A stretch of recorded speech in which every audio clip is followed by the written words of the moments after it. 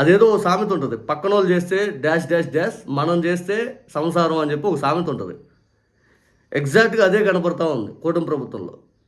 జగన్ గారి హయాంలో సంక్రాంతి సందర్భంలో ఈ భోగిమంట వేసి అంబటి రాంబాబు గారు డ్యాన్స్ వేస్తే దానిపైన పెద్ద ఎత్తున అసలు అంబటి రాంబాబు గారిని ట్రోల్ చేసి, ఇదిగో ఈ ప్రభుత్వానికి పని పాటలేదు, ఇదిగో డ్యాన్సులు వేస్తూ ఉన్నారు మంత్రులు, వాళ్ళ బాధ్యతలు విస్మరించిపోయారు, వాళ్ళు ఏంది డ్యాన్సులు వేస్తున్నారు ఐదు అని చెప్పి పెద్ద ఎత్తున విమర్శించారు. తీరా ఈరోజు ఈ ప్రభుత్వం వచ్చాక ఎన్ని సంస్కృతి కార్యక్రమాలు, ఏమన్నంటే అమరావతి ఆవకాయ అంటారు, ఏమన్నంటే అసెంబ్లీలో సంస్కృతి కార్యక్రమాలు పెట్టి జగన్ గారిని తిట్టే ప్రోగ్రాం పెట్టి చంద్రబాబు నాయుడు గారు, పవన్ కళ్యాణ్ గారు ఇట్టటే పెట్టుకొని నవ్వుతారు. ఇంకాసేపు అయితే P4 అంటారు, ఇంకాసేపు అయితే డ్రోన్ సిటీ అంటారు, ఇంకాసేపు అయితే ఏఏ సిటీ అంటారు, ఇంకాసేపు అయితే యోగాంధ్ర అంటారు. అన్ని ప్రోగ్రాములు చేసేస్తారు, డబ్బులన్నీ తినేస్తారు. వాటి వల్ల ప్రజలకు ఇదిగో ఇది మేలు అనేది ఒకటి చెప్పరు, ఇది జరిగింది ఈ పని అనేది చెప్పరు. అదేదో సామెత ఉంటుంది, నేను రాత్రి కూడా చెప్పాను, నేను ప్రతిసారి గుర్తు చేస్తూ ఉంటాను ఆ సామెత. చంద్రబాబు నాయుడు గారు వేసిన శిలాపలకాలు అనేవి అన్నీ లెక్కేస్తే ఈ రాష్ట్రంలో ఒక సంవత్సరానికి బడ్జెట్ వచ్చింది, ఒక రాష్ట్రానికి ఒక సంవత్సరం బడ్జెట్ వచ్చింది. అన్ని శిలాపలకాలు అవి ముందుకు బావు, దాని వెనక జరిగే ప్రక్రియ కూడా జరగదు, ఊరకు రాళ్ళు మాత్రం వేస్తారు చంద్రబాబు నాయుడు గారు. మీరు ఎక్కడైనా చూసుకోండి, చంద్రబాబు నాయుడు గారు పేరు మీద రాయి లేనిదని ఒక ప్రాంతం చెప్పండి, ఒక పని చెప్పండి, రాళ్ళు ఉంటాయి. కానీ ఆయన తాలూకు ఛాయలు అయితే ఉండవు, పనులు అయితే ఏమీ చేర్పించడు. పక్కన వాళ్ళు ఎవరైనా ఆ పనులు చేస్తే ఎస్ నాదే అంటారు. ఇది ఇప్పుడు లేటెస్ట్ ఈ విషయానికి వస్తే, రఘురామకృష్ణరాజు గారు ఆయన గతంలో అంబటి రాంబాబు గారిని విమర్శించారు, ఆ తర్వాత రోజా గారిని విమర్శించారు, ఆ తర్వాత వీళ్ళందరిని విమర్శించారు కదా, చంద్రబాబు నాయుడు గారు కూడా విమర్శించారు. ఇంకా పవన్ కళ్యాణ్ గారు అయితే అంబటి రాంబాబు గారు ఆయన వేసిన డ్యాన్స్ని తీసుకుని సంబరాల రాంబాబు అని చెప్పి సినిమాలోనే పెట్టాడు.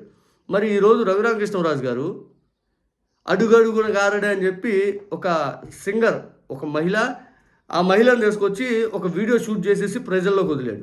దాంట్లో భీమవరం కింగ్ అని చెప్పి రఘురామకృష్ణరాజు గారిని పొగిడించుకుంటా ఉన్నాడు. ఇప్పుడు రియాలిటీ మాట్లాడితే రఘురామకృష్ణరాజు గారు డ్యాన్స్ వేసి అంత రిలాక్స్డ్గా ఉన్నారు అంటే బ్యాంకులు అంత రిలాక్స్డ్గా ఉన్నాయి అనే విషయంలో సిబిఐ అంత రిలాక్స్డ్గా ఉందా? ఎందుకంటే ఈ దేశంలో సామాన్యుడు వెళ్ళి బ్యాంకుల దగ్గరికి వెళ్ళి డబ్బులు తెచ్చుకోవాలంటే 1,00,000 క్వశ్చన్లు అడుగుతారు, 1,00,000 కాగితాలు అడుగుతారు. వాళ్ళని తిప్పి తిప్పి తిప్పి తిప్పి వాళ్ళు ఎప్పుడో ఒక నెల ఈ రోజు మాకు డబ్బులు కావాలని వెళ్తే అక్కడి నుంచి 5-6 నెలల తర్వాత డబ్బులు వస్తాయి. ఆ అవసరం కూడా తీరిపోద్ది. ఈలోపు వచ్చిన డబ్బులు తిరిగి వేస్టేజ్కి అయిపోతాయో, లేకపోతే వాళ్ళ సొంత అవసరాలు పెట్టుకుంటారు. ఎందుకంటే టైంకి రాలేదు కదా, అవి తిరిగి ఉపయోగం లేకుండా పోతా ఉంటే ఈలోపు తిరిగి కట్టాలనుకున్నప్పుడు నానా ఇబ్బందులు పెడతాయి బ్యాంకులు. అది 50,000 అయినా, 20,000 అయినా, 10,000 అయినా. ఊరి నాయన 1,000 రూపాయలు కట్టాలన్నా ఇంటికాడికి వచ్చి పరువు తీసి చేతిలో పెట్టి మరి డబ్బులు కట్టించుకొని పోతారు. అదే కోట్ల రూపాయలు డబ్బున్న వాళ్ళు ఇట్లా ఎగ్గొడితే దానిపైన ఏం మాట్లాడరు, పరువు తీయరు, లేకపోతే ఇంకోటి చూపించరు, దానిపైన ఏం మాట్లాడరు. వాళ్ళంతా రిలాక్స్డ్గా ఉంటున్నారు. మరి అదే సామాన్యుడు డబ్బులు ఎగరగొడితే ఆత్మహత్యలు చేసుకొని సత్తారు.